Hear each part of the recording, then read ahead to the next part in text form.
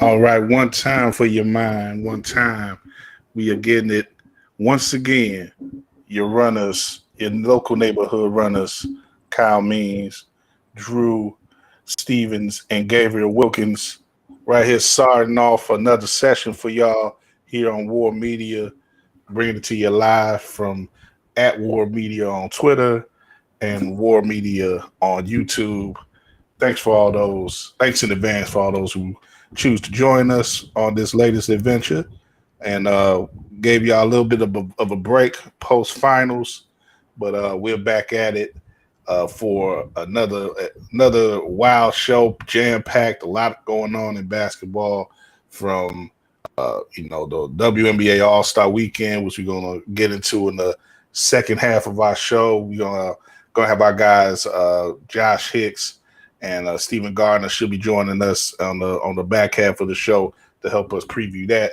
But you got that going on. The NBA, of course, the free market doing its thing as usual with the free agency and trades and everything, extensions, contract extensions, all type of craziness going on to that end. But it could be even some more that's going on. We really haven't even got to the climax of that yet, for obvious reasons, and we'll get into that as well. The Bulls will monitoring what they've done in the offseason. Of course, we'll get into that and give our the Bulls. The league as overall hasn't climaxed, but the Bulls may have given all that they can give in regards to this free agency period already.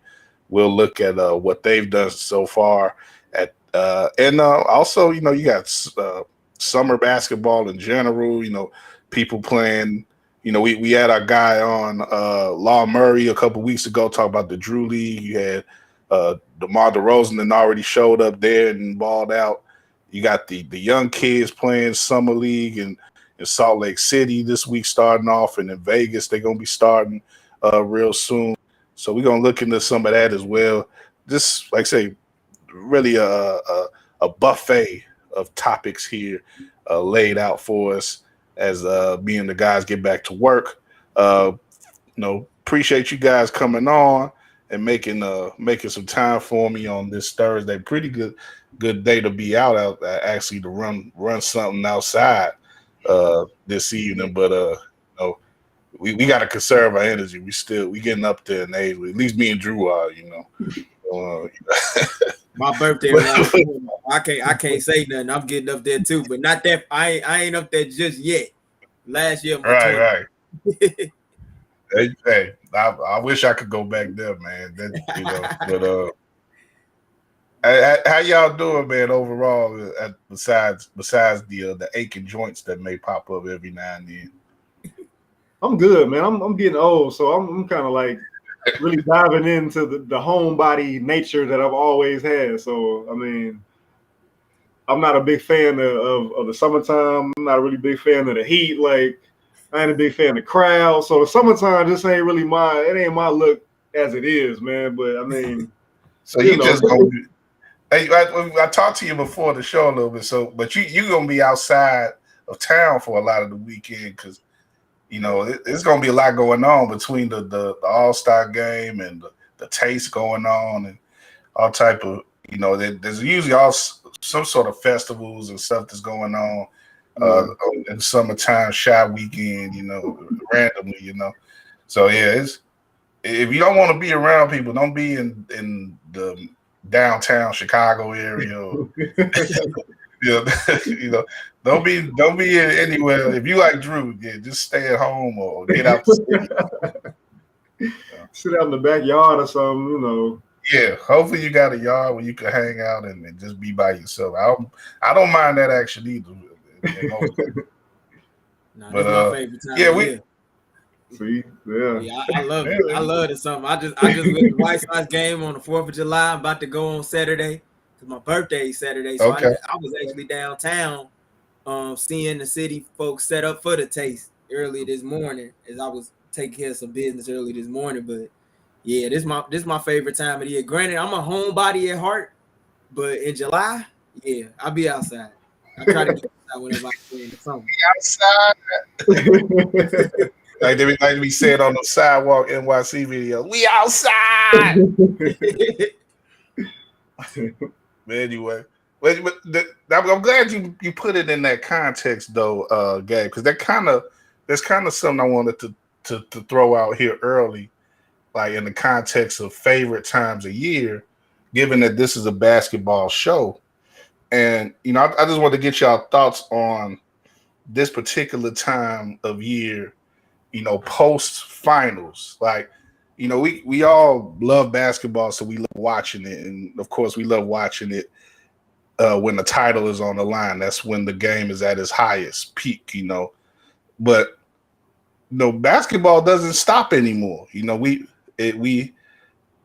gotten used to this now, especially in recent years, where you talk about the fervor that goes along with anticipating free agency and the moratorium period.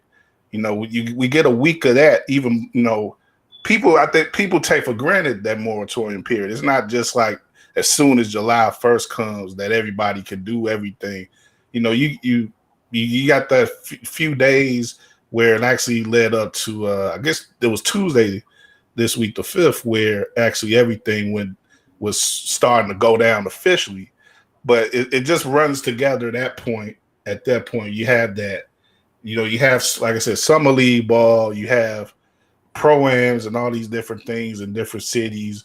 And, hopefully, most of our audiences, we keep trying to feed it to y'all. Hopefully most of y'all are elevated enough to watch the WNBA. So that gives you more of the, again, more reason to follow basketball during this point of the season. So I just want to throw it out to y'all about, how do you size up this particular part of the year where there's no NBA basketball of consequence, but there's still so much going on in the basketball culture, as it were. What, is this among your favorite parts of the year? Yeah. Like for me, it's the off season. So, even though in spite of the free agency news and the chatter and the buzz and guys signing here and where and with the moratorium period, like this is a chance to like really chill out, think about the game from a different angle. You can kind of like recap a lot of things that you saw, thinking about what teams need, what they don't need, what are they looking for, why are they looking for it. Then you got the pro-ams.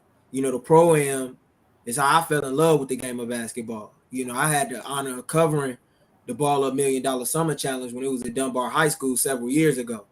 And, I just was talking about how old stories, with my father about pro-ams, like even before I came up, like I was too young to remember it, but like the IIT days, the Shy League. I was in college when Shy League was going down. That's how I got to know with a lot of agents. Intern for an agent as a byproduct of that. Met him, knew who he was long before I even interned for him. And that agency is who represents Bradley Beal. So like, and formerly Paul George, Gordon Hayward. Among a list of names, Steve Kerr, to name a few. But like that's really when you getting to know with people and you realize the true business side of the game. But then you also can relax a little bit and and let loose and just really love and appreciate the craft. Like you get a chance to see guys that not only in the NBA playing in these pro-am settings, but you get a chance to see guys that are overseas, guys that once were college stars, and you wonder like, hey, whatever happened to that dude? You see them when they at these settings and showcases. So like it's always one of my favorite times, and you could just talk about the game on a different level. You're not thinking about what's to come, but you just thinking about what was and what's soon to follow once you have all these moves go down on the free agency standpoint. That's a great way to put it, man. I'm glad you outlined that whole experience and that history, that recent history here in the city, which has been so cool. Like I was a part of many of pretty much all those things myself as well. Like I remember Dunbar. One year I had I went there a few times at Dunbar. Shout out to Jabba.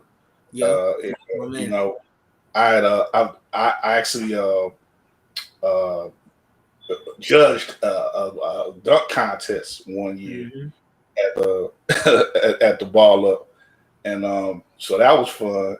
And we had put Jabba on the Dean Davis show that year too. So that's when I first really got to build with him and work with him. So that was real fun. And really like the Shy League really was a moment in time, man, when they was doing it at Whitney Young and bringing really the whole city together and the best teams really in the city to come together and play for that title each year was really cool. And I wish they could have kept that up, but it's how it is. But yeah, that's all that really makes you really love basketball at a certain level, and it just adds to the summer aesthetic here in Chicago because we love basketball so much here. It takes you back to being a kid and playing outside all day and not having school. And, it is not having to worry about nothing. And so when you have stuff like that, yeah, it's just great. But Drew, what about you? What are your thoughts on basketball at this time of year? So kind of like what you guys already touched on, I'm more familiar with like the IIT side of it when it used to have Chicago Pro-Ams and seeing guys like Chicago's own Will Bynum and learning about him and his game and just seeing the type of athlete he was. Like I remember watching him, and I would imagine like I got the feeling watching him that people got watching Derrick Rose before the injuries. Just being a stocky-ish guard with such like violent, explosive attributes to his game, man. It was incredible to watch. I really had never seen anybody like Will Bynum up close in person like that. So just speaking on kind of that side of the coin. In terms of the NBA, I don't know if it's because of Zach LaVine or Durant kind of throwing a monkey wrench into things, but it feels like the NBA news cycle has not slowed down much since the season ended. Yeah, that's like I said, that's typically how it's been in recent years, and I guess some people like it more than others. The news junkies and the NBA news junkies. If you're one of those, you gotta love it. If you're a content producer, you gotta love it. Because there's never something that's not there to talk about. And we're gonna get into it soon here, but pretty much Durant just went Nakasami and Hiroshima and Nagasaki on the whole NBA. Maybe he's Hiroshima and Kyrie is Nagasaki because they kind of did it together. Like they just blew up everything and got the league, sort of at a stand, like you say, at a standstill. Still quite a few deals have went down, some big extensions. We're gonna get into those as well, but those are the moves that we waiting on, really, as a collective. Kyrie, we pretty much know he's going somewhere. Kevin Durant, maybe there's some people out there, shout out to Scoop B and some few others who are leaning towards him maybe eventually staying in Brooklyn. But, of course, the real talk that we gravitate to is him going to Phoenix or to Miami or Toronto or something. People want to see him in a different jersey, essentially. And that's what really gets people going when it comes to these stories. So, but one more thing before we move on, I'm gonna bring Sean Terry in a second here. But the IIT thing too, that goes back, and there's some other pro-ams too that predate that as well. So, like I said, going back years to the 90s and the 80s, and the crazy thing about those pro-ams is that they didn't have the publicizing that Shy League had and others that have been in more recent years. Like the hood just spread the stories out from IIT and stuff like that. Like, you just hear it from certain people. You always knew that one person or two who was like, yeah, I was at the pro-am last weekend, and such and such did this and such. And you just hear these stories, and they spread around the city like wildfire. And that's sort of passing along of the word that that really adds to legend. When you have stuff like that, and then like I said before, handheld video in most cases, video phones and social media. That's when you really get those legendary stories. Yeah, it's funny you bring that up because like that just made me think back to just hearing some stories from guys in my father's generation who was in their early 20s, like when the pro-am was going down to Chicago State. And you would hear about how Mike was up there before his rookie season with the Bulls playing for like a team that was sponsored by like Slitch Malt Liquor or whatever like that. You can't buy them type of memories or moments. And like my father went to high school with Doc Rivers. And he used to hang out with him in Marquette and whatnot. And like he met Mike before he even got drafted. And like to just hear some of these stories, from some of those guys from that era about how he used to like light up the pro-am, like that's really how he kind of became ingratiated with Black Chicago for real. Like even before he played a game, people knew who he was. Yeah, definitely. As I bring on Sean Terry, what up? What's going on, Sean? Just glad to have you back home, man. I definitely want to get some of your thoughts on the Bulls coming up here, but you were a native Chicagoan, man, and we getting into this talk here about how things were back in the day with some of the pro-ams and some of the legends here in summer basketball, at least here in Chicago. You got any thoughts or any memories that go towards that? Summertime shy, yeah, man. I ran with the older siblings in the summertime, older brothers, older cousins. I got a cousin whose claim to fame was that he dunked on Juwan Howard back in the day. Shout out Morgan Park.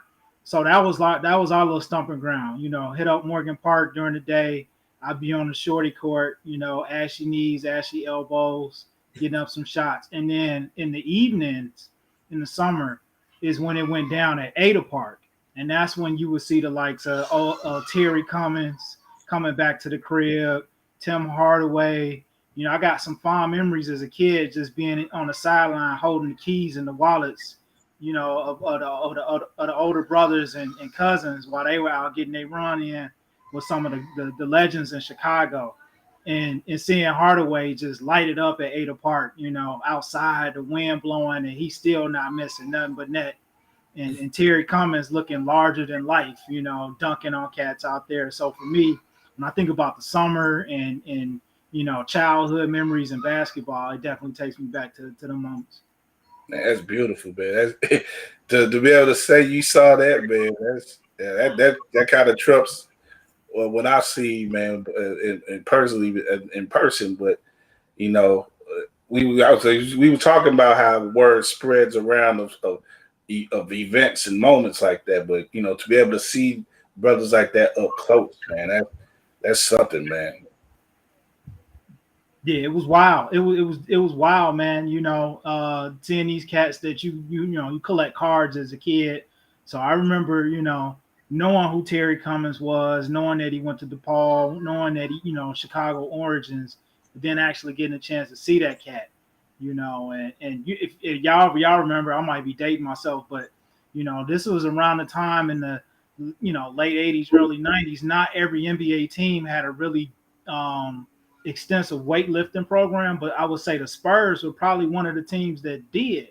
And just seeing, like, when I say larger than life, TC looking like a superhero out there, with the bowling ball, shoulders and biceps, and just like dominating cats. So yeah, it wasn't every weekend that we saw that, but at least once or twice in the summer seemed like a nice little heyday where you would run into some cats with NBA roots and get treated to a show.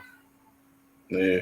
And nowadays, you have a chance to see, from time to time, you maybe could see some pro players in a more, uh, relaxed environment. Like I mentioned, DeMar DeRozan playing in the Drew League, and quite a few big names go to that league every year. The summer league stuff that we've seen now in Salt Lake and Vegas coming up. That's more of an organized NBA thing, but it still is a chance to see guys at a certain level before they blow up, and before they really develop. And I want to what Sean mentions about how big some of the guys were back in the day. It makes me think of a tweet I saw today. Actually, the big discussion in the past couple of days. There's been a lot of discussion about Chet Holmgren, who sort of showed up to the first games here in Salt Lake City this year and really made a name for himself already. But he got pressed a little bit with Kenny Lofton's son of all people, Kenny Lofton Jr., Kenneth Lofton Jr. A bigger guy, a guy of husk, to quote Don Taylor's little brother, a man of husk. He was putting it on him in that last game that they played. He's with Memphis, and was he undrafted or second round? I forget, but he was undrafted. He on the two-way. Yeah, on the two. Okay, undrafted, and then he's looking like a guy some people are saying could be a real find.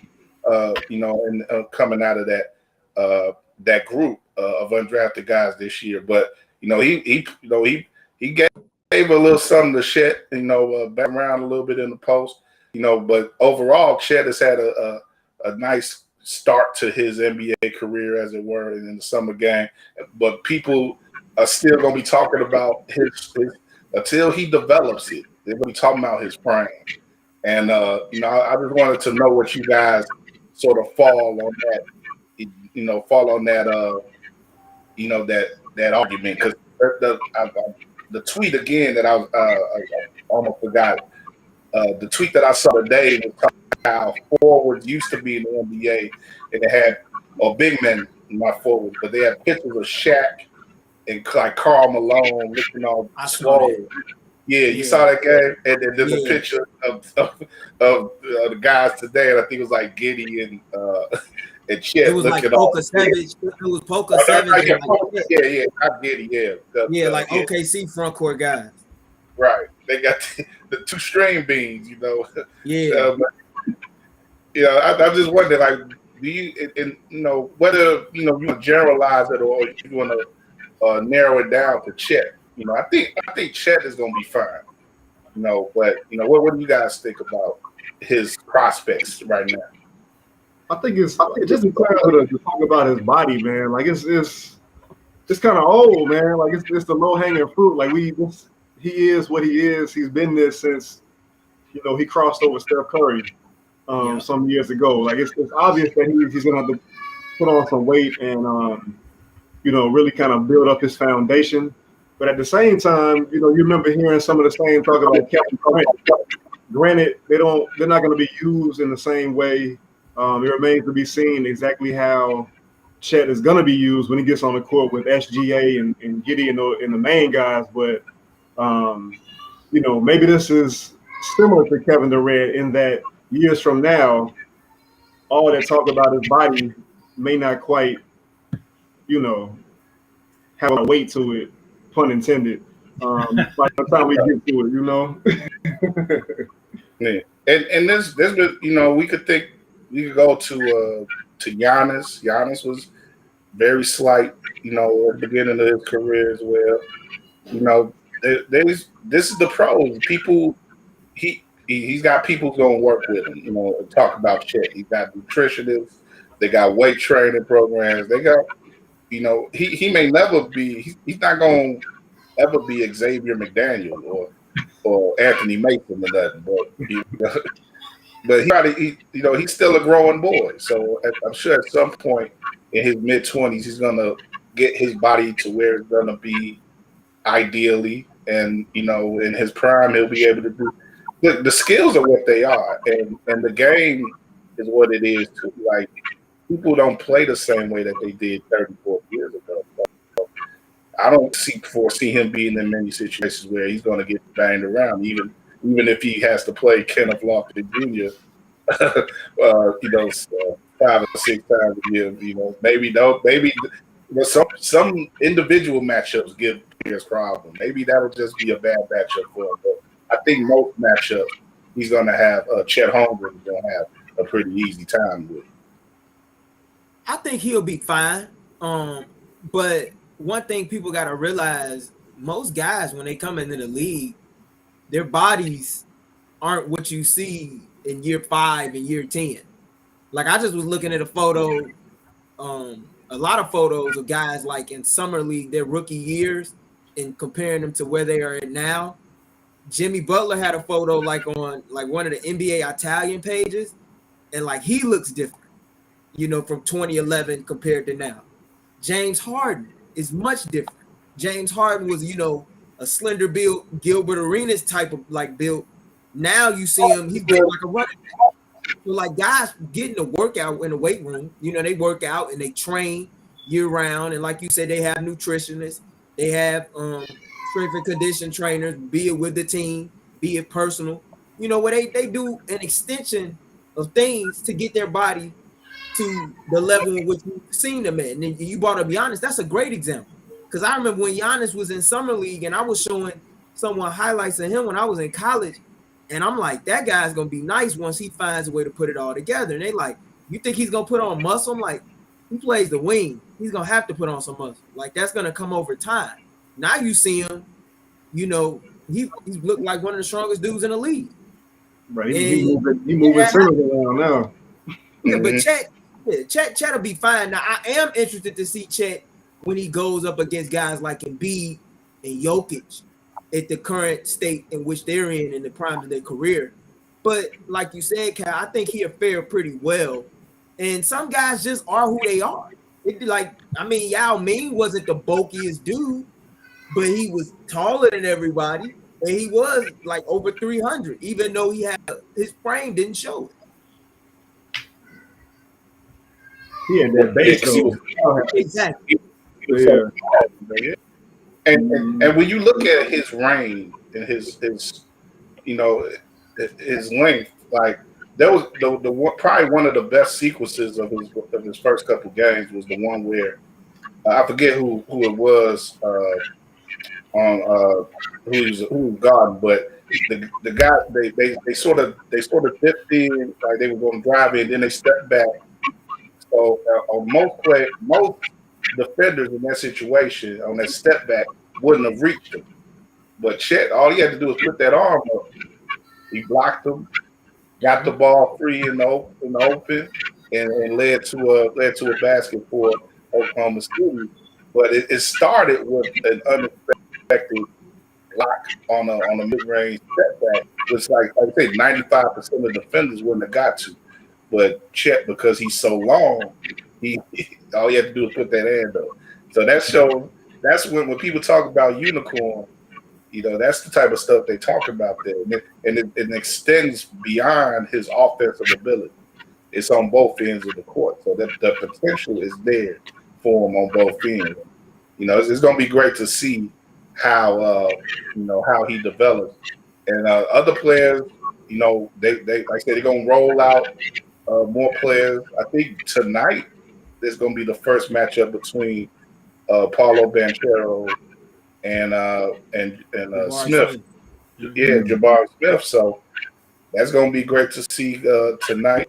But that's some people make fun of being really into the summer league stuff, but I dig it, man.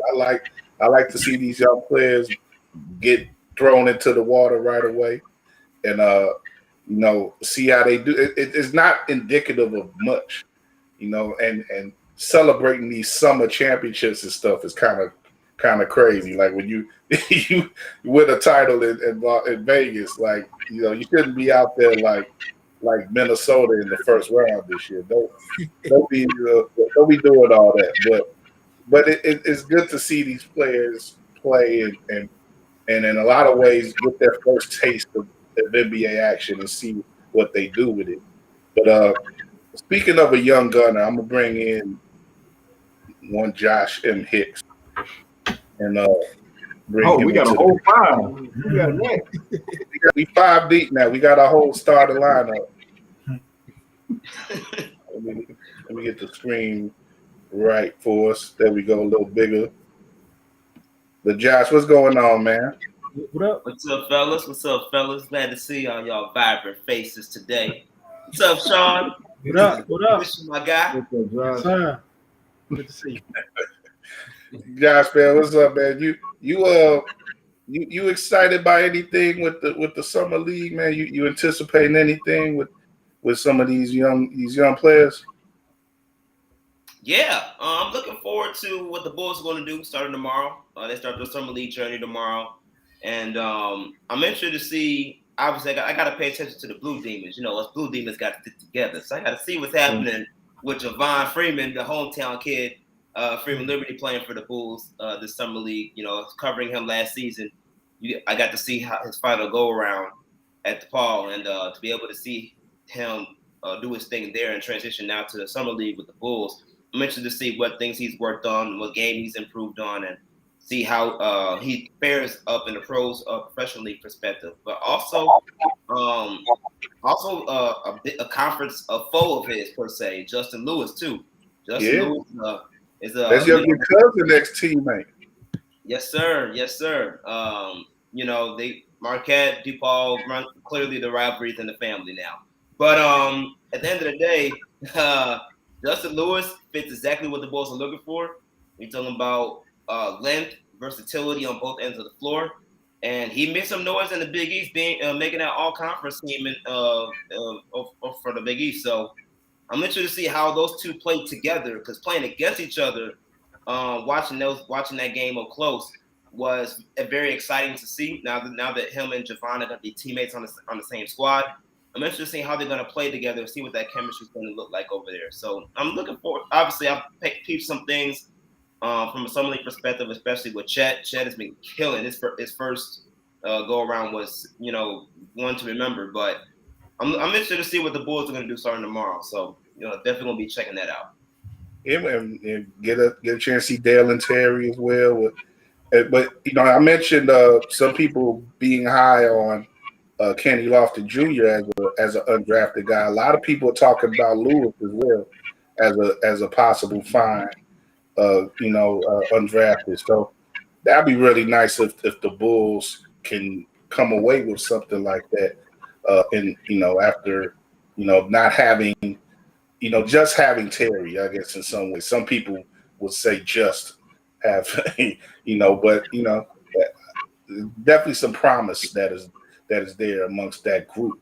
But let's just go. We're talking Bulls now. Let's get into the Bulls specifically, and then broaden it out to the rest of the league.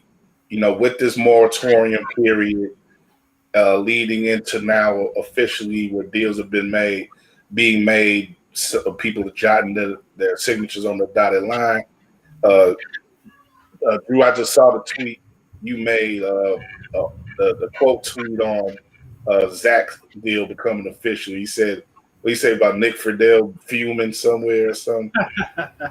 Yeah, man. Nick Friedel was talking about how the Bulls should just let him go, and he's not worth the money. There's too much money to pay him. So just taking a shot at Nick, man. Whether you believe Zach is worth the money or not, there really was only one course of action for the front office to do, and that was for them to re-sign him. So yeah, just taking a little a lighthearted jab at him. That's all.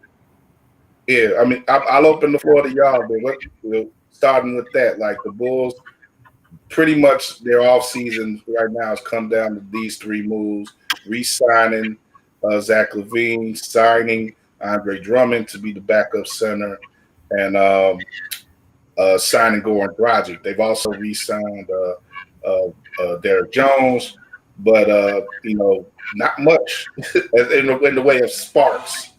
But I think for a lot of people who have looked at the team and looked at their the past year or so, what has led up to this, it's not too surprising that they've that they mostly stood pat. But I'll leave it to you guys. Are you disappointed that they mostly stood pat? Did you want to see them be more aggressive, or what? What do you think about what they've done, and what does it reflect? Affect you, I guess, your initial expectations for this offseason? So Zach LaVine, being able to re-sign him, he's the crown jewel of the offseason, whether or not you believe he was coming back or not. To be able to get him back on a 5-year deal with a player option on that 5th year was the most important move. That being said, I'm kind of bittersweet on everything else they did. I think Andre Drummond, being the rebounder he is, as big as he is, I think he can help off the bench. I think Dragic, depending on the situation with Lonzo Ball and what they decide to do with Kobe White, he can be somebody that can also help in limited minutes. But those are 2 guys that you only want to use as utility guys. You don't want to have to depend on them in any large capacities. I'm disappointed that they weren't able to land like an Isaiah Hartenstein or a Mo Bamba, because even though those 2 guys don't project to maybe make them ascend to a championship contender level, they at least kind of set them up for the years to come as potential replacements for Vucevic.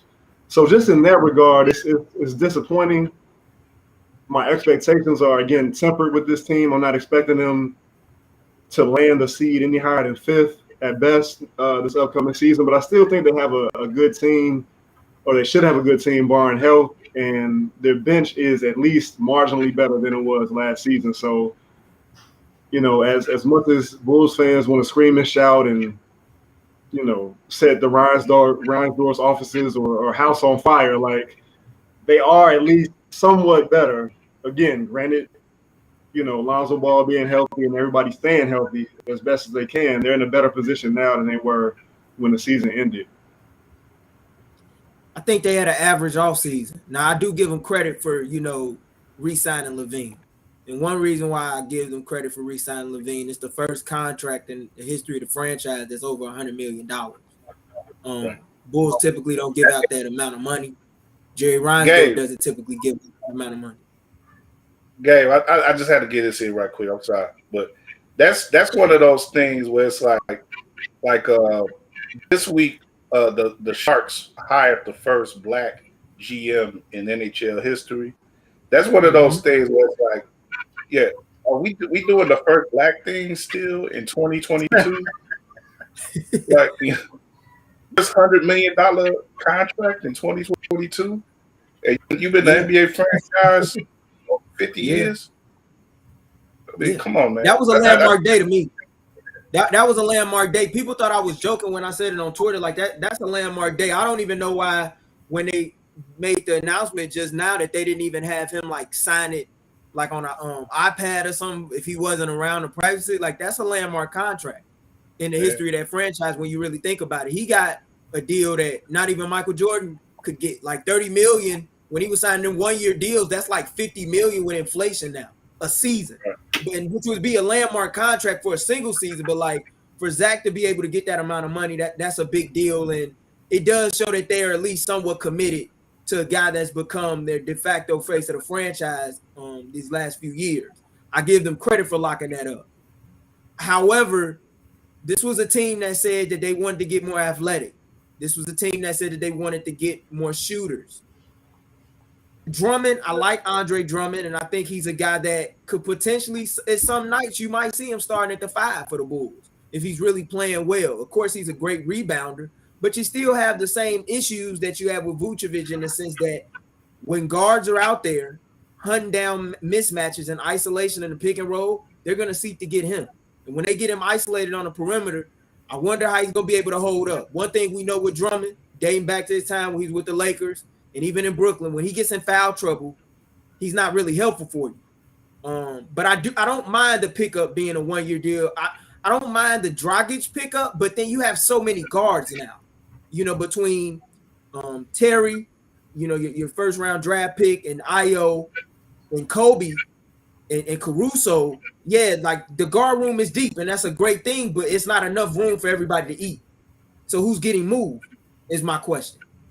You know, and you know, I know they were trying to make a move with Danilo Gallinari, but the thing that really bothers me the most about this offseason, today is the last day in which the Bulls can use their $5 million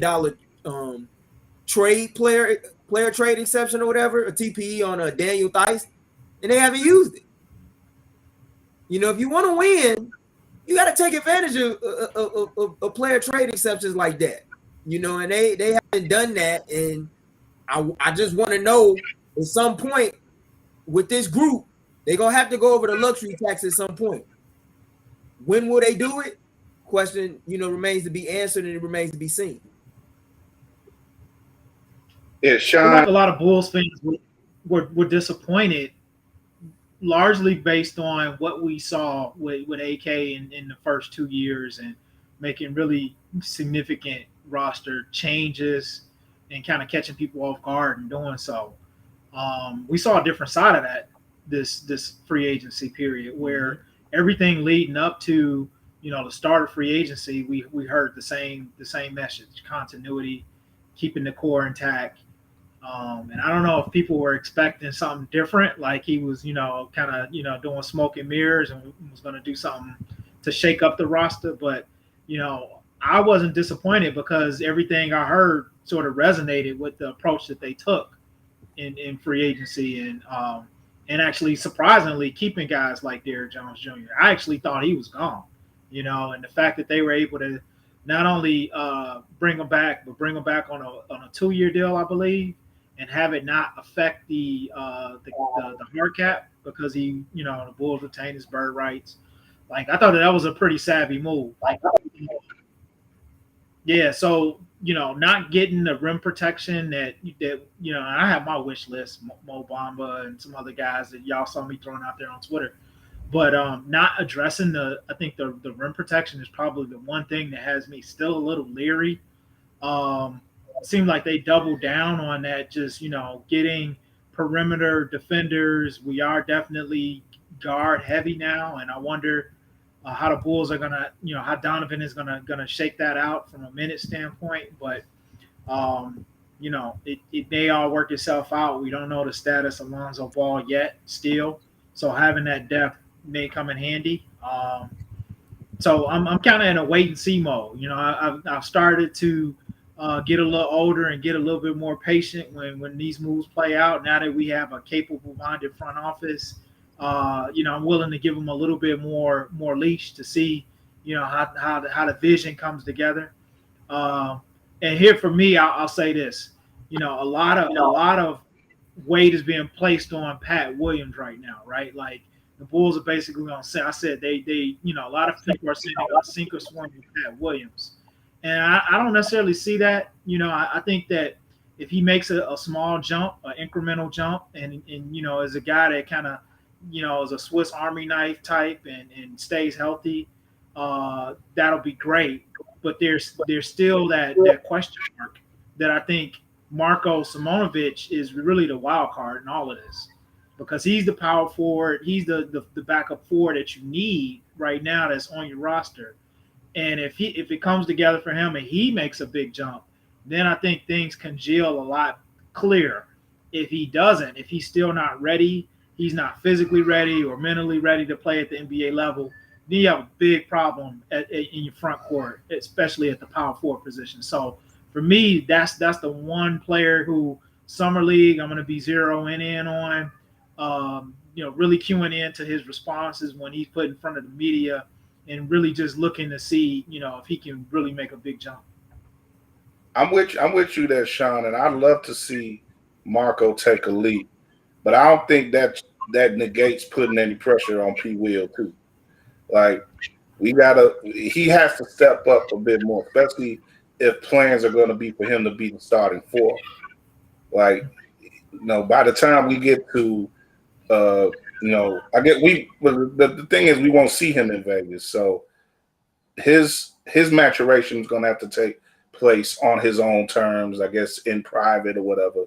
But by the time they get to camp, he's got to be ready. He's got to be ready to go right away, and you know, hopefully that'll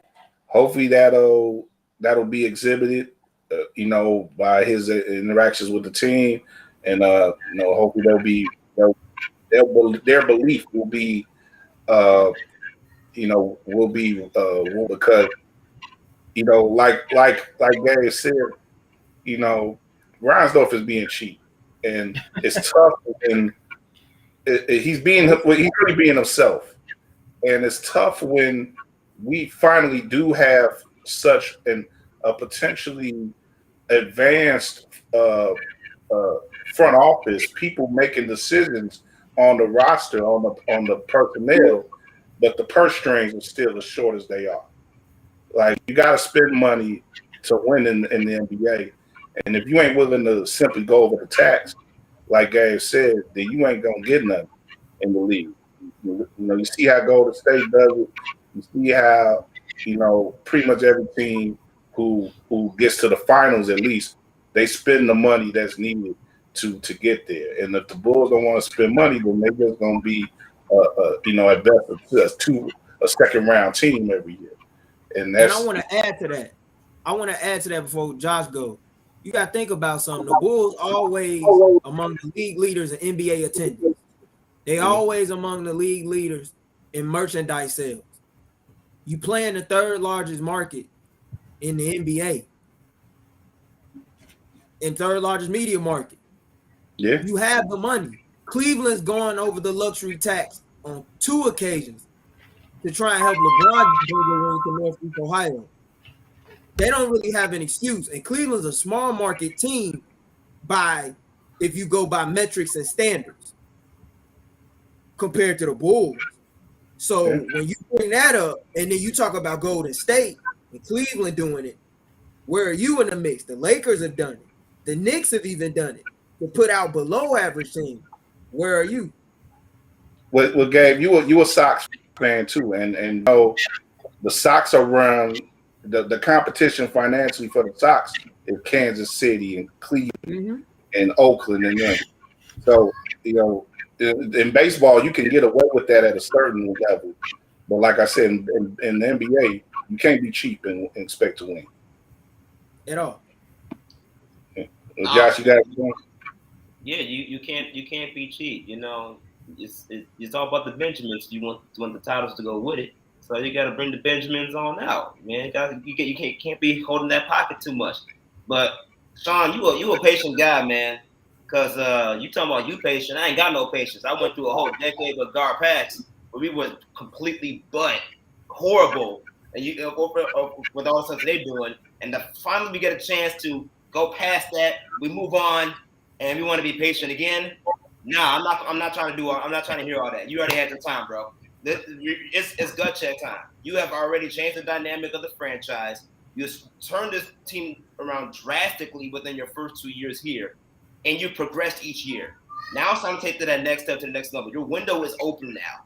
So because your window is open, you just resigned your all-star, your top player on your team, paired with another all-star, and you technically still have your big 3 intact, and Lonzo comes back, technically somewhat of a big 4. You need to capitalize on this. And this was the offseason to do it. I obviously, like Gabe said, great job resigning Levine.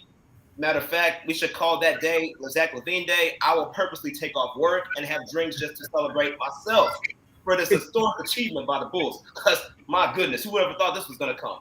But now that we're there, you got to take another step forward. Which means if you need another big man and you need to fill that, you need someone that's going to be able to fill that void at a high-quality rate talent, you should be doing that. There's no reason you have a trade exception and you don't use it. Like, that's just the bottom line. You have to use it. You have to inquire on people, even if it's not like a Miles Turner or anybody like that could be on the market. You still got to get it for somebody, because that somebody's going to be better than what we already got now.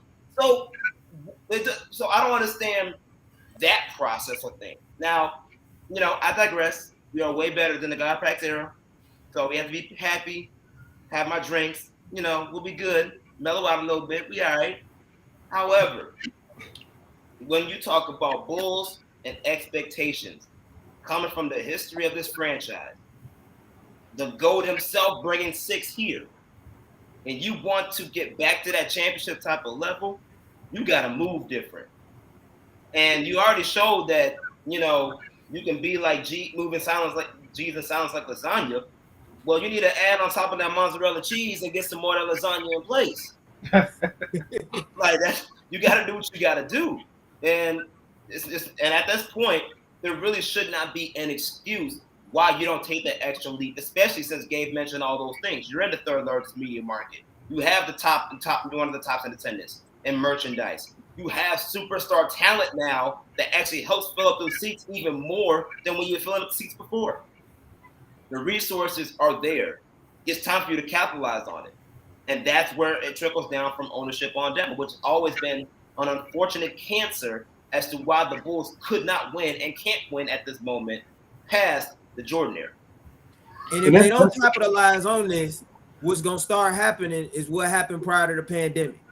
When Eugene from the Bigs was at the game when they was playing Toronto, and he said, look at this. You got to defend the world champions, and it wasn't a sellout crowd at the United Center. And he had his phone. I never forget that tweet. And I was like, now that's something. And that was during the year in which they were hosting the NBA All-Star game. Mm-hmm. That's something that you got to think about. Bulls fans of past will still come to games, but it's a generation of Bulls fans that do not remember Michael Jordan. They don't know Scottie Pippen. They only know Michael Jordan for his shoes and what he does as a businessman. And Scottie Pippen and like Dennis Rodman, they don't remember that. What do you do for the next generation of fans? And that's the thing that I think Reinsdorf and his front office has to think about. I think AK and Mark have done a good job thus far. You give them a little bit of leeway to a certain extent, but they still got to show and prove, and they got to keep building.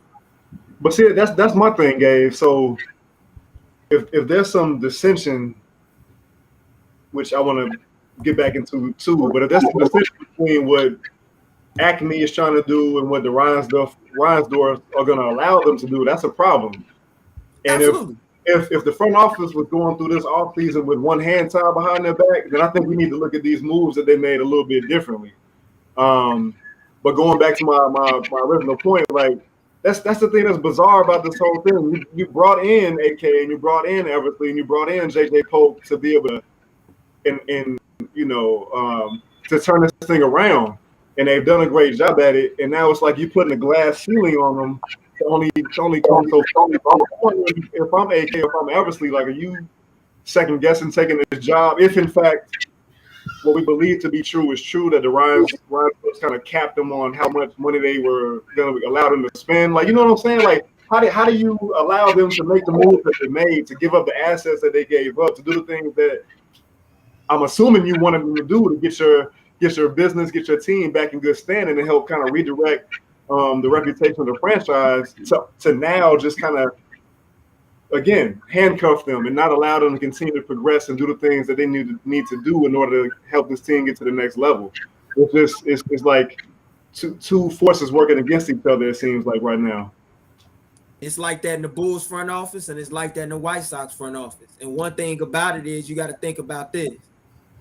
And I know this for a fact because my mom used to work for the late Eddie Einhorn. She was the special assistant to the vice chairman for 10 years with the White Sox. Jerry Reinsdorf, when I was a little kid, I used to have a lot of conversations with him. One thing I do know, even though I never talked about business with him at an early age, he will do whatever the hell it takes to pull you back in as a fan. And once he has you, hey, he's done his job.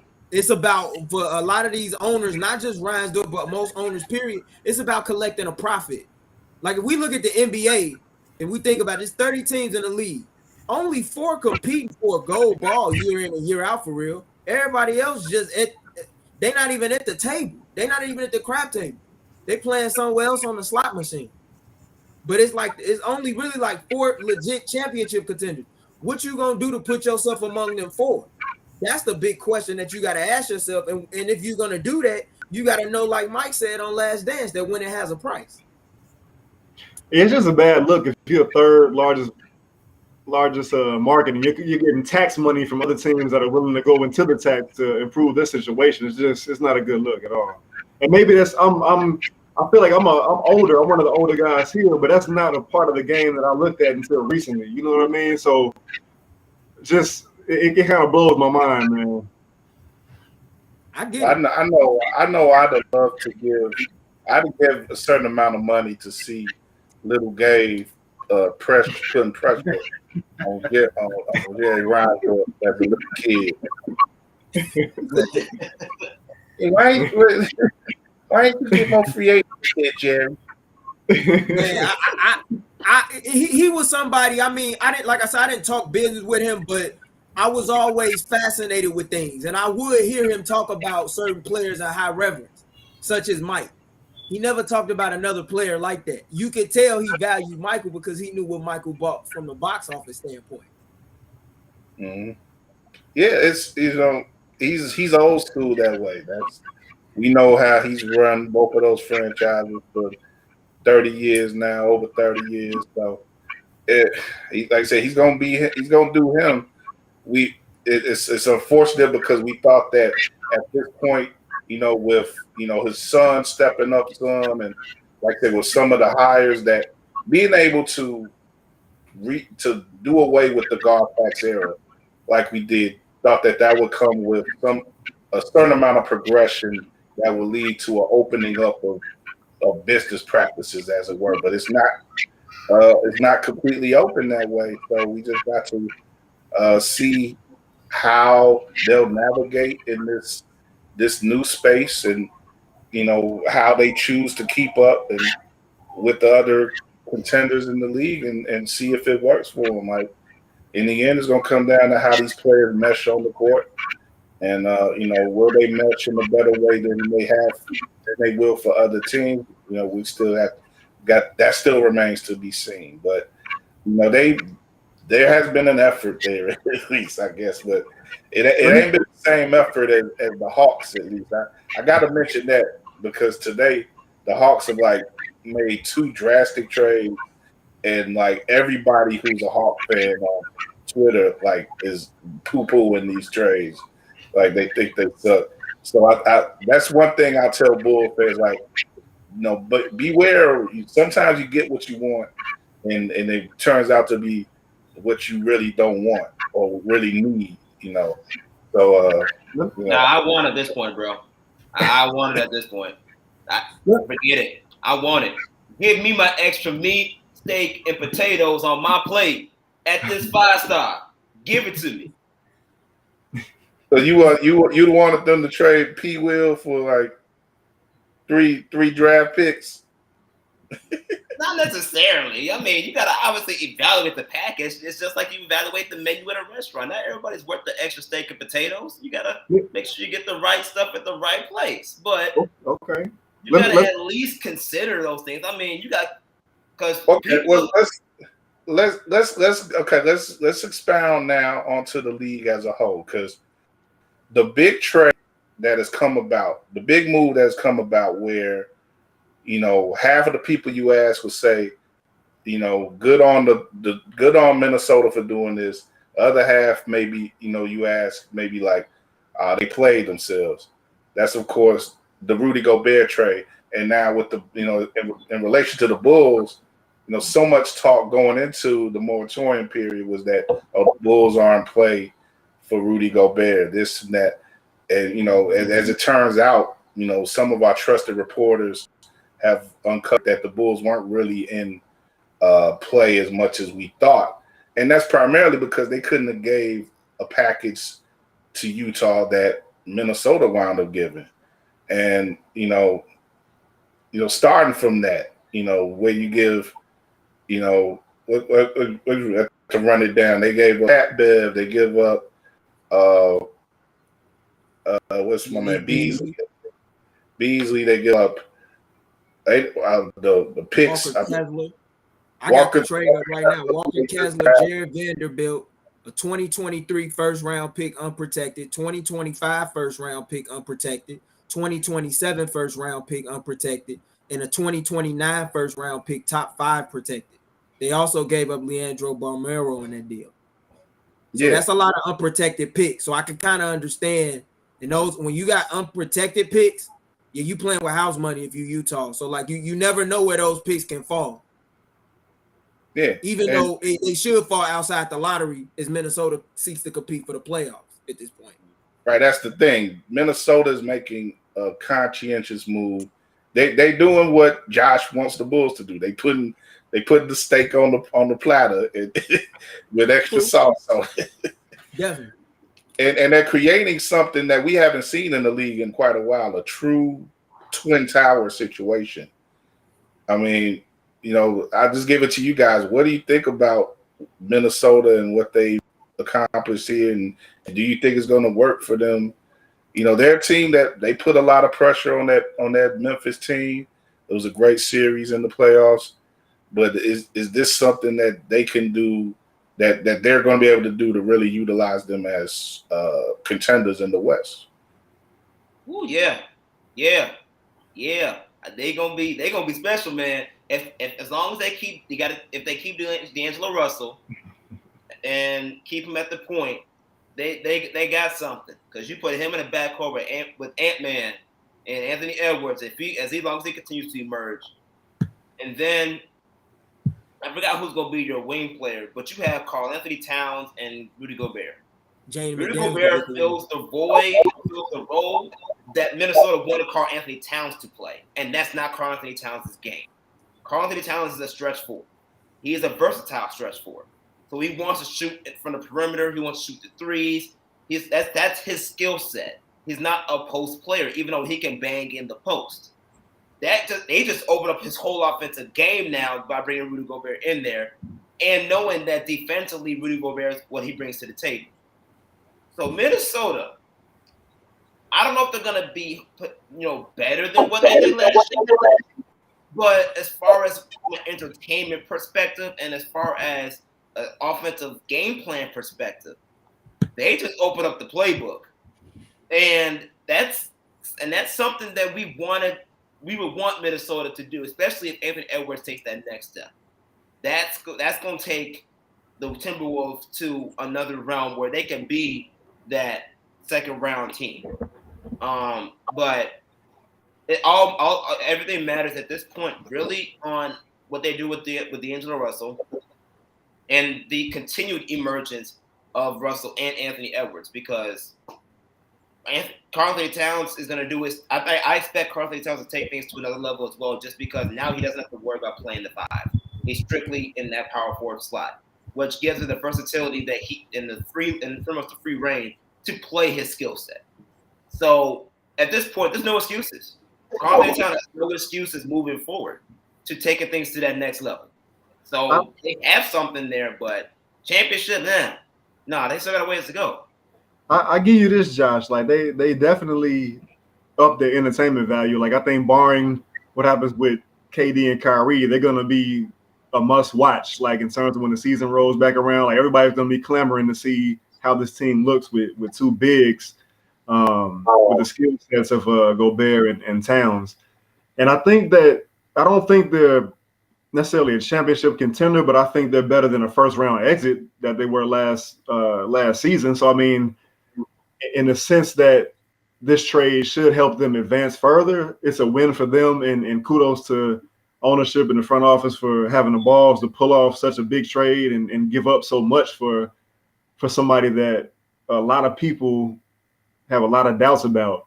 Meanwhile, I'm not necessarily doubting Gobert as much as I am Towns, in the sense of how is he going to look on defense on the court with Gobert when other teams try to attack him from the perimeter. That's what my concern is in terms of where this team might stumble a bit come playoff time.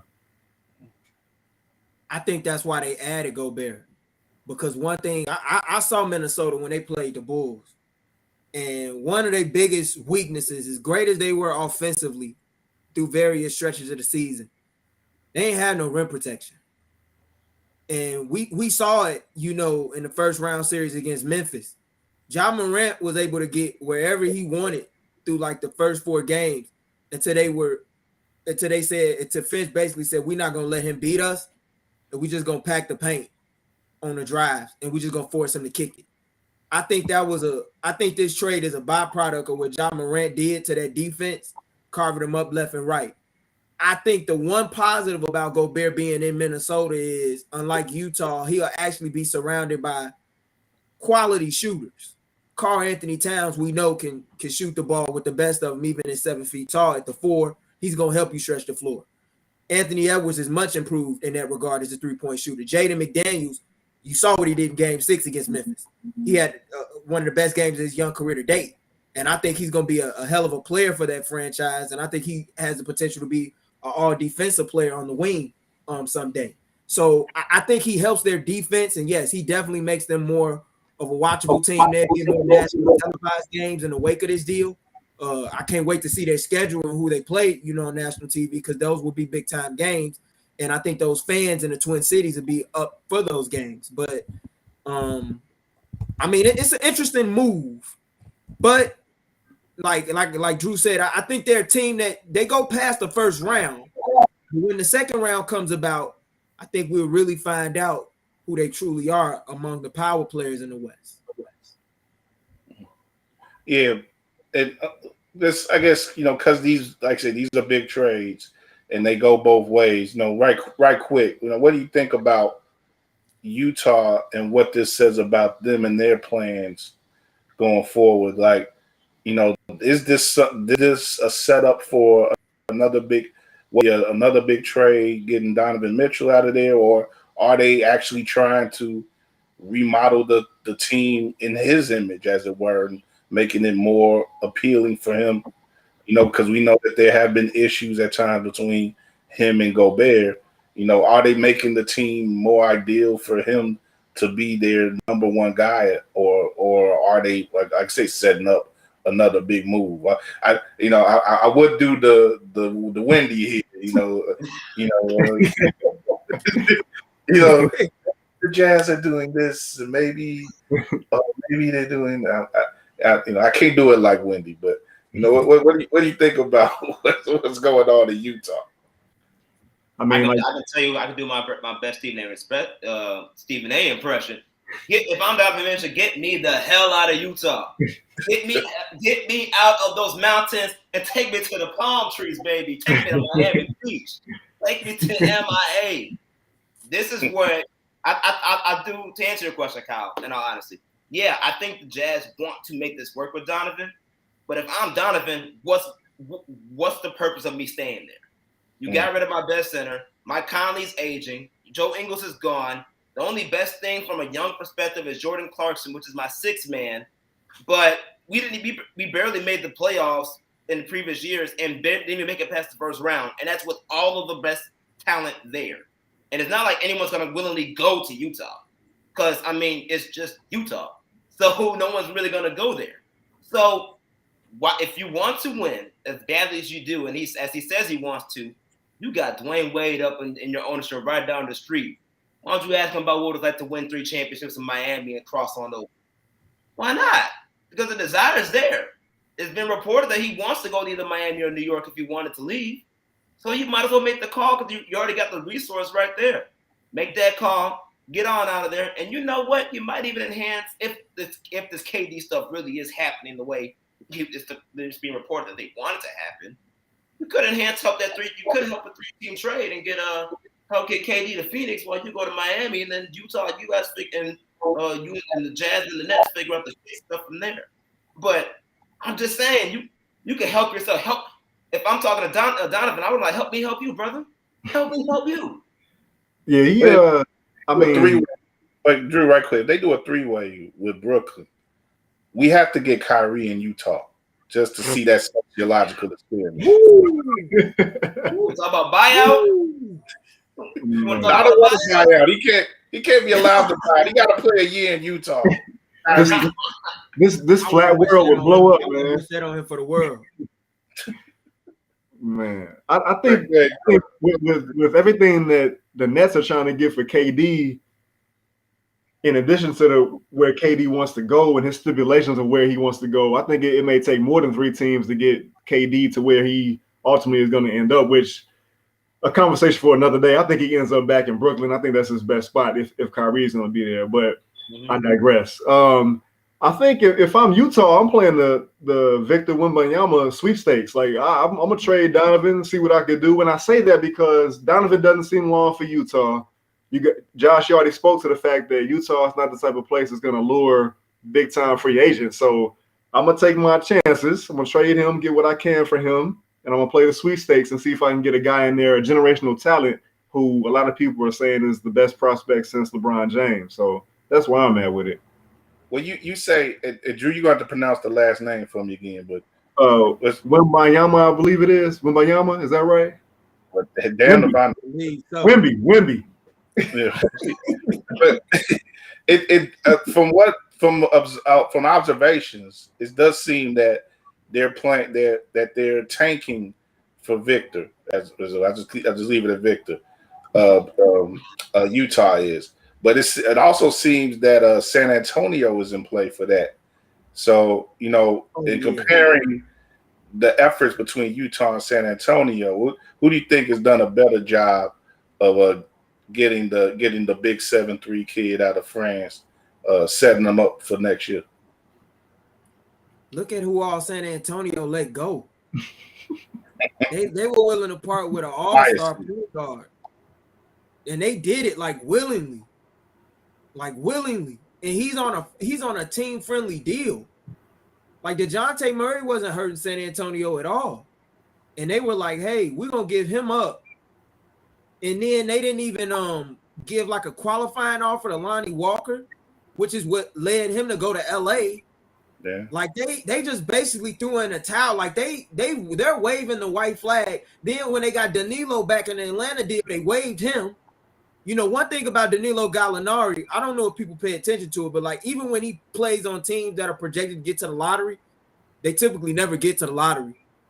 He always tends to have career years in situations where he has a high usage rate and he's healthy and he's shooting the ball well. He proved that in Oklahoma City. He did it with the Clippers, the year before they got Kawhi and Paul George in free agency. If I'm Donovan, I'm playing a wait and see game with Utah. One thing about Utah, I know we give them a lot of crap. It's a small market and all of that. I even have poked fun at Utah many times. But Utah does draft well. And Utah not only drafts well, it's his team. It's not too many places where you could go and just be the guy. Granted, yeah, he could go to New York.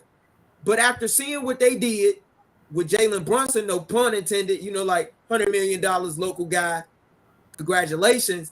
But that's a lot of money to throw at a guy that we haven't seen in a primary option role, even though I believe he will show improve as time goes along. But Utah, they can do a lot of things, and it was Donovan's team before Rudy even left. Yeah, Mike Conley isn't the guy. Jordan Clarkson is the guy. But remember, Cal, me and you was talking about it during the Dallas series. What do the Jazz have to do in order to really, really do something in the league and take that next step? They had to get younger. They had to get more athletic. Walker Kessler, even though he's a rookie, you got a little bit athletic with him. I mean, it depends. But then you got to think about who else is over there too. Danny Ainge. And whenever Danny Ainge is involved in something, 9 times out of 10, big trades do go down. Yeah. But if I'm Donovan, I'm playing a wait and see approach. If I gotta go there and play, I mean, he's in his 6th season. He can kind of play around a little bit. But if it's middle of the season and things not working, then yeah, conversations may need to be had if it goes that long. Mm-hmm. One thing he should be doing this year to really separate himself, I guess, or reestablish himself, he should be putting up Dwayne Wade numbers in 05, 04, 05 or something like that. You talk about Dwayne Wade comparison, he should be asserting himself in the way that Wade did prior to the 06 season when they won the championship. He's got to have some sort of trajectory. He shouldn't be hitting a ceiling right now because who else is going to score on that team but him? So he needs to be a top 10 scorer or something. Because whether you're trying to draw talent to Utah or you're trying to make yourself like a big New York strip mouth-watering to the Knicks or the Heat or somebody, he needs to establish himself as something more than a volume shooter who you can depend on here and there, and not really depend on much in the playoffs. Like he's got to step up. So that's what I would say about him. If he come back, if he go back to Utah to start the season, I would not be shocked if Donovan Mitchell was averaging like close to 30 a game, because he has every shot he wants. Like at this point, like it like he got the runway open, and Rudy's out the paint, so like he could do as he pleases, and that might be another incentive as to why he might want to stay. Because when you put up those type of numbers, you could get max extensions fairly quickly. Definitely. And speaking of max extensions, we've seen a nice group of them in these in the past week. I'm trying to let me run down. I put up a link from NBA.com of all the reported deals so far, and I'm gonna go through this list and look at some of the returning contracts that we got. Of course, there's Zach with the 5-year, $215. Darius Garland, I believe that's a record contract for Cleveland that he signed. Jokic signed essentially the biggest deal in league history for the Denver Nuggets. Marvin Bagley returned to the Pistons. They got, like I say, they just got him in this past season during the midseason. Re-signed him. Clippers re-signed Zubac and Batum. The Lakers actually brought us a talent. We can go into that for a second as well, but they brought in some talent actually. Ja Morant 5-year extension on his contract. I don't have the numbers there, but that's Portis re-signed with the Bucks, of course. Towns re-signed with the Timberwolves. I think Towns and Jokic are both represented by the same woman, and that woman actually became the first female agent to have a max contract actually for a client in the NBA. She did it 2 times in one day, which is pretty incredible there. Zion Williamson max extend with the Pelicans. Mitchell Robinson returned to the Knicks, much to the Bulls' chagrin. Mo Bamba and Magic again. Devin Booker 4-year extension with the Suns. Anthony Simmons, Yusuf Nurkic re-signed with the Blazers, and a big extension for Bradley Beal. He went out of his current deal with Washington and re-signed for max extension with Washington. And out of all those deals, what was any of those stick out to you or make you scratch your head or anything? When you heard them, when you heard of those deals. My Midwestern brother, Bradley Beal. What the hell, bro? Like, I get that he's getting that money. But dude, I don't know how many max extensions you didn't sign with the Woods and they gave them chances, and they just gave you nothing but straight turds. Like, you gotta move on, bro. You gotta move on. This was your one chance to go to a contender and really see what we can do with others' top superstars. And you didn't take the chance because you want to stay loyal. I get it. I respect that. For real. Everyone's not built that way. He's doing things, in one of the ways that, I just want guys to do. So I really do respect him, have a lot of respect for him and his game and the decisions that he's made. I guess selfishly for me, I would love him to see and play with other stars on other teams to see if he can get himself a championship ring and go deeper in the playoffs. Because it ain't happening in the nation's capital. We already got the government jacked up, so the Wizards are jacked up. Like, nah. If DC ain't happening. I just wish he moved on from there to go somewhere else and try to get a ring somewhere else from a contending perspective, especially since teams are willing to pretty much go all in to get him, like the Miami Heats. Or at one point, I think Golden State was linked to him, things of that sort. So that's the one where I was like, bro, not what are you doing because you're collecting the bag, but bro, like you're not gonna win. I want you to win. Like I want my Midwestern brother to win. We gotta stick together, man. Like, come on, what you doing? But hey, kudos to him. He got that bread. He just loved go-go and mambo sauce too much, man. He didn't want to go nowhere. 251 million reasons why he stayed. And I'm gonna tell you something. A lot of mambo sauce. Yeah, and then think about this too. Even though he's a top 5 player in his position, would we all agree if we said like Brad Beal isn't a top 10 player in the league, and to be able to net that amount of money, even though he's top 5 among his position at the 2 spot, like, man, I would be like, where do I sign? And then I'm gonna say this too.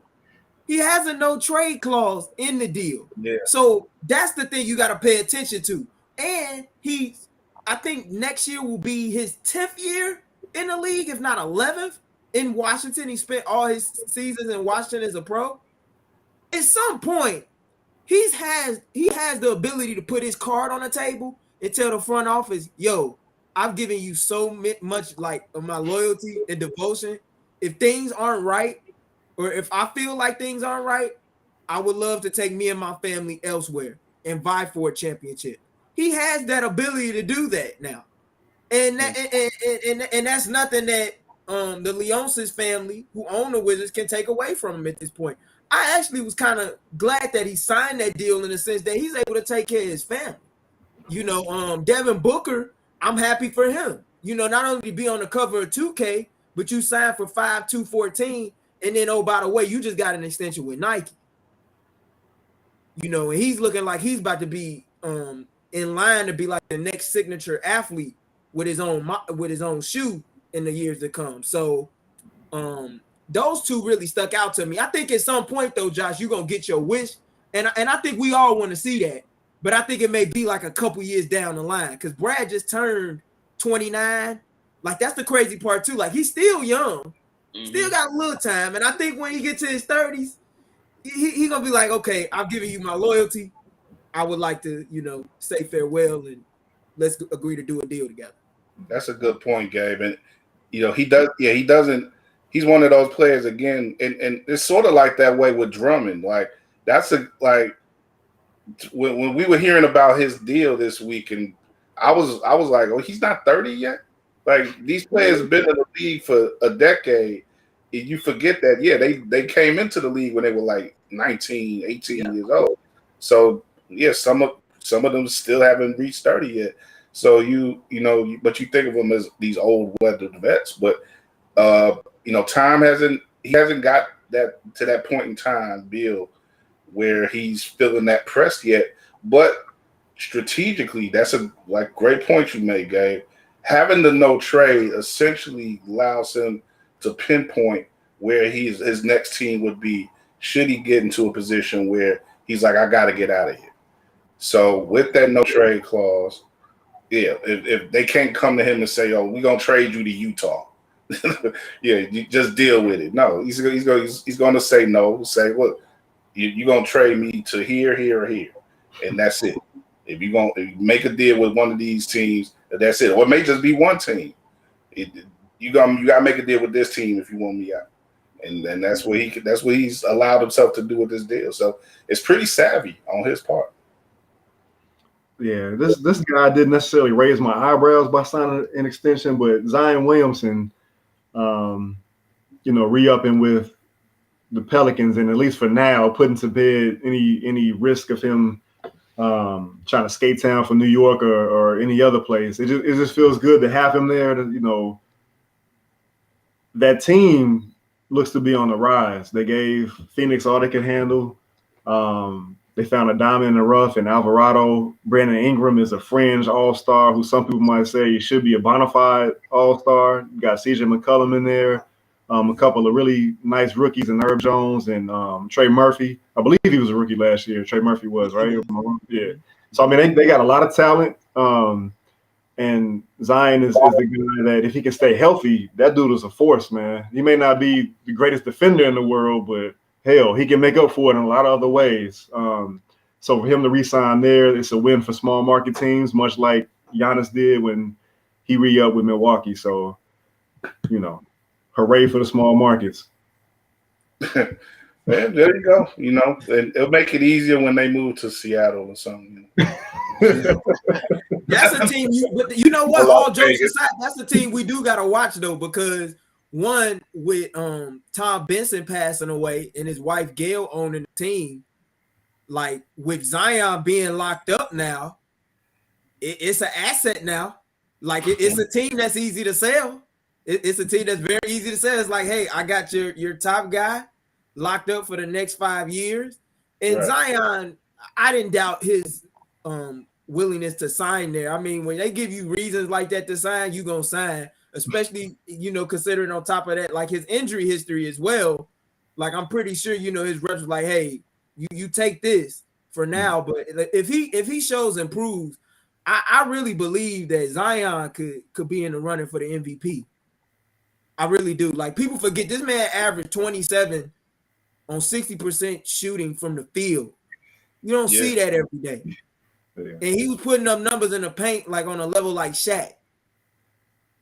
He had a hell of a run a couple years ago, but it's just been the only run he's had so far in the league. I get it. But he's a max talent, and he's a box office talent. Right. You know, when he's healthy, you know, and he has the youth at his fingertips. Like, he's a guy, he's a special player, and I've been blessed to see him live a couple of times, and he's worth the price of admission. I don't say that about a lot of guys, but he's one of those guys.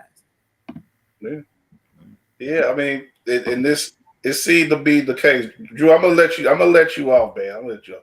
Drew got to run, but we gonna stay on for a little bit more and talk about some WNBA stuff, but gotta go. So, Drew, I'll give you a last word before you go off, man. We like I said, just thanks for coming on. And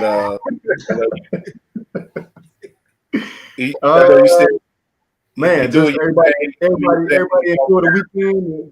The WNBA All-Star game. Go Allie Quigley, trying to go for her, I believe, will be her 4th 3-point contest title, which, if I read correctly, would kind of lead men or women for anybody to ever accomplish that feat. So, all on Julia's on.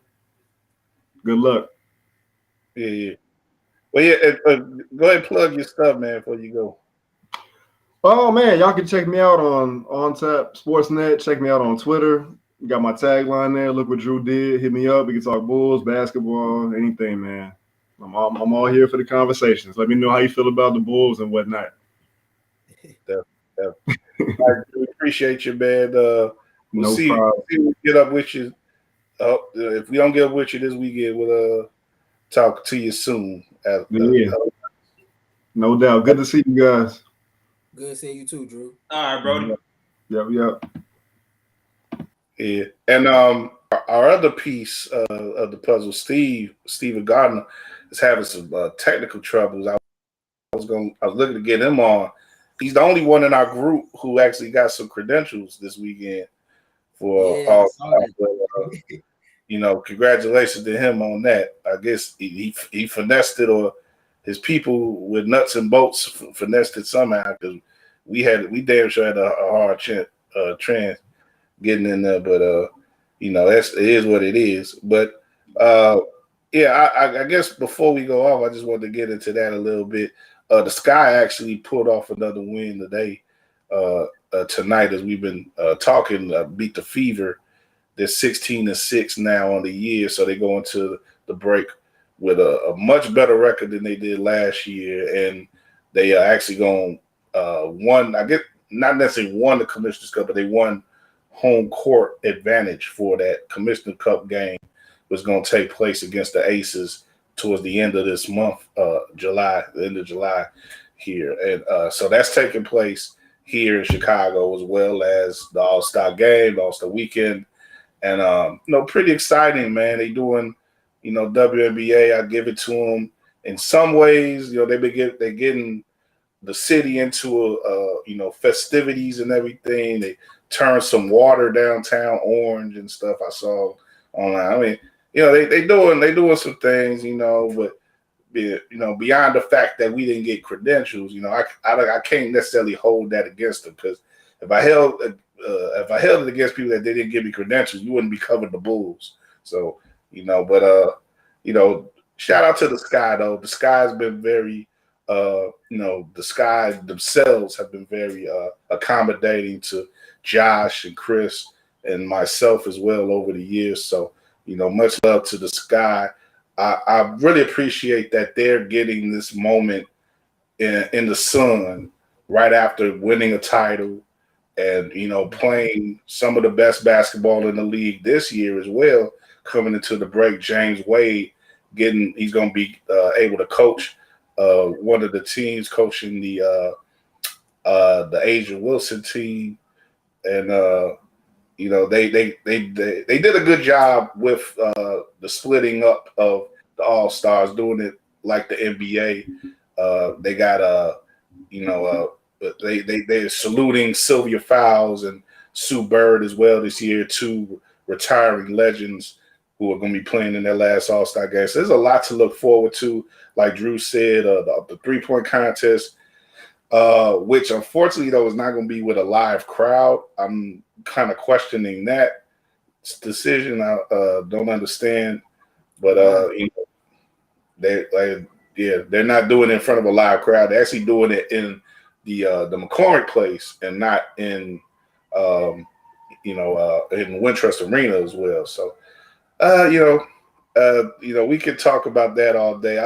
I'll leave it to maybe next week we'll try to get on James K or one of our guys, Chris as well, try to talk about some of the those issues on that side of things, but some of the fallout as well from the weekend. But like I say, the WNBA is trying. I think in some ways they could be doing more to work off of this spotlight that I think added spotlight that I think the Sky winning here in Chicago has provided the league. That's just me. I think it's provided the league with a boost that they can work off of. But that's just me. But I'll give it to you guys, man. Before we go off, any thoughts on the league as a whole and this weekend, and what do you think about what's going on?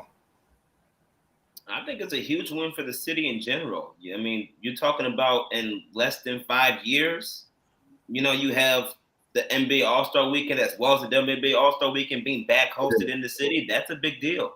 And when we were involved with the NBA All-Star Weekend festivities, the NBA showed out. The city showed out. And I think it's going to be very similar this weekend, because both leagues do well when the big city teams are doing well within their franchises.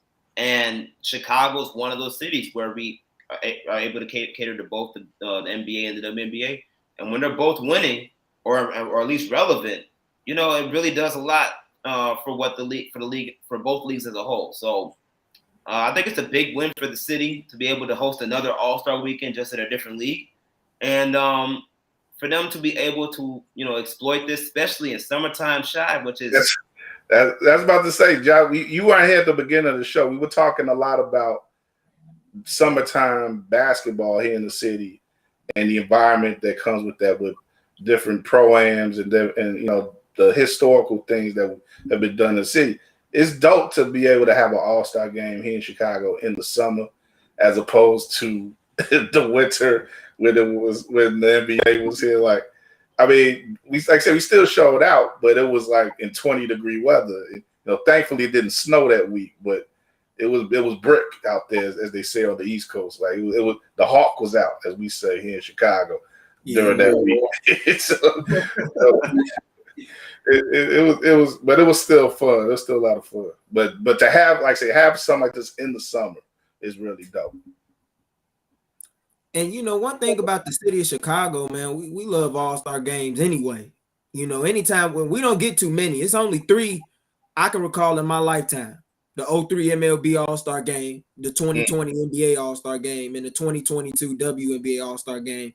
And with this being the first one that's in the city, I think it's a real big deal, considering the fact that, the Sky never had it.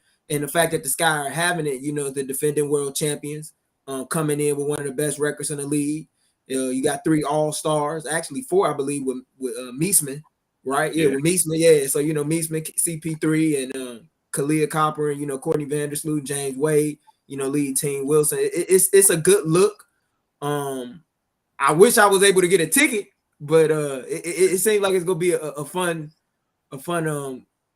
get together and seeing some of the league's top stars, coming down onto the city. I know it'll be a cool event.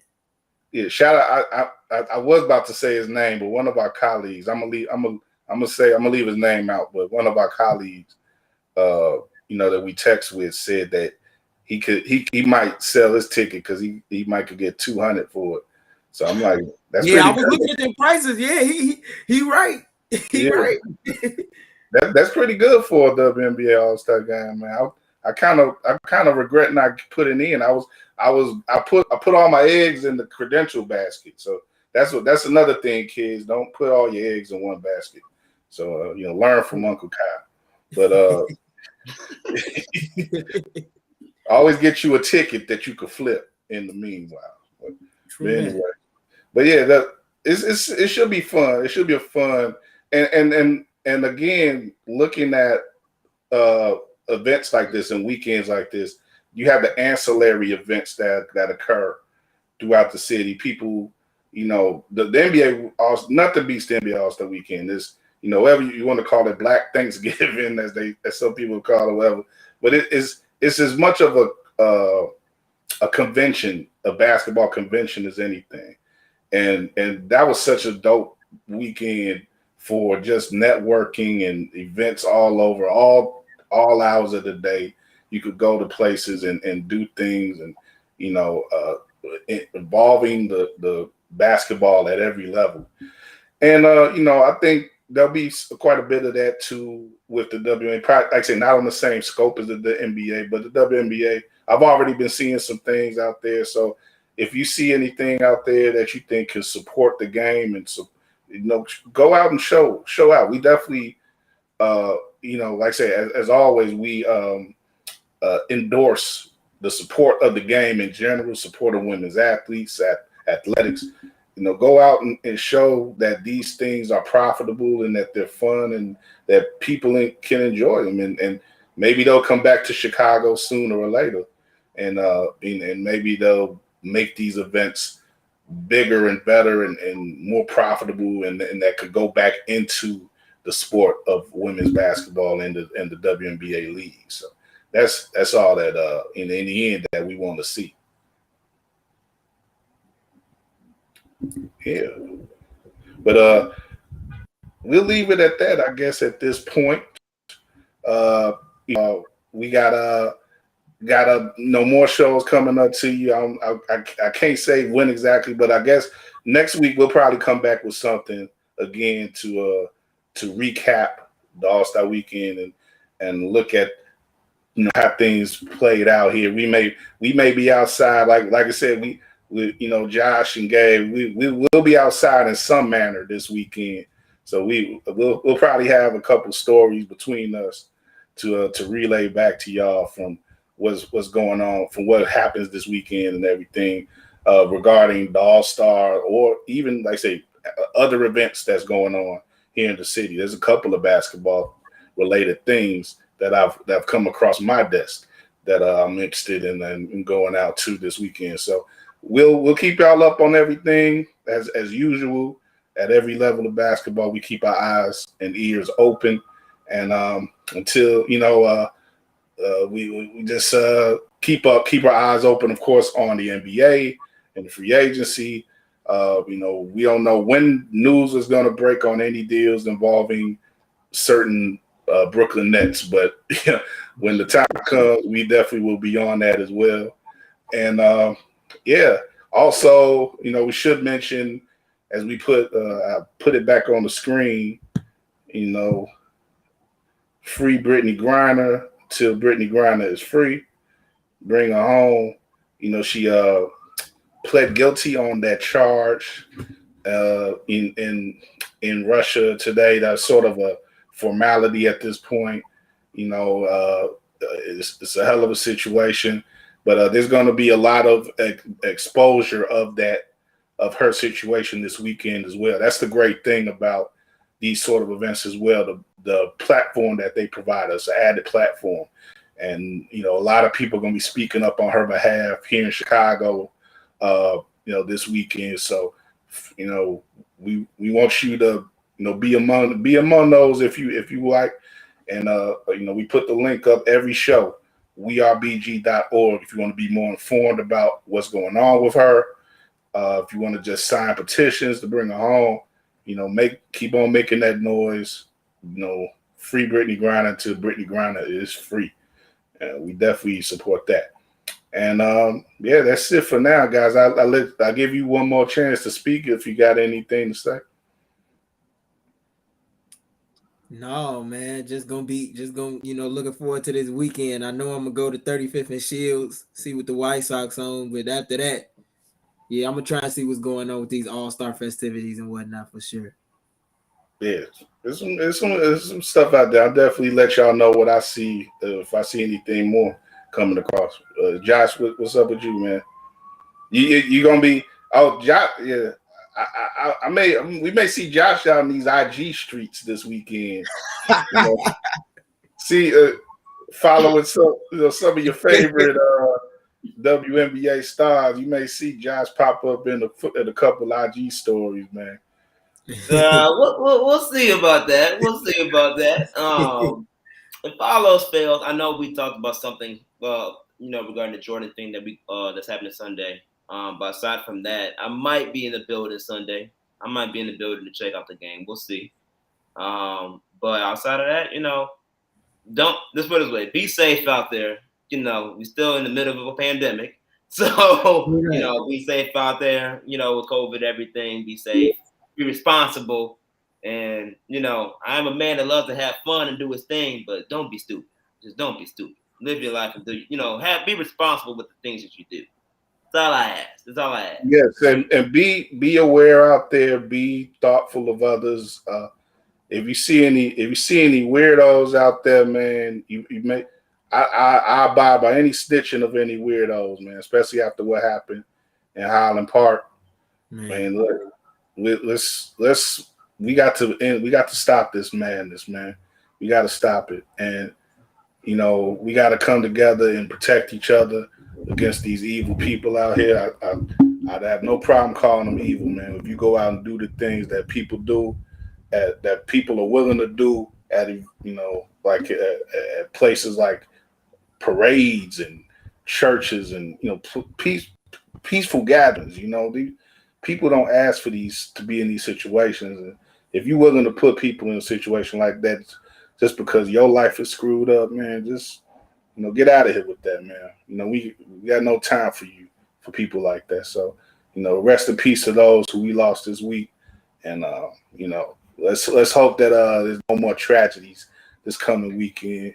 And let's hope that everybody can be safe and gather big, let's have big gatherings, man. We had so long where we couldn't be gathered, we shouldn't give that up just because of people with evil in their hearts who don't know how to deal with others. So, that's all I want to say about that. Sean, on the other hand, my bad on the battery died. Okay, Sean's battery died on him, so we'll allow him to say goodbye from the blank screen there.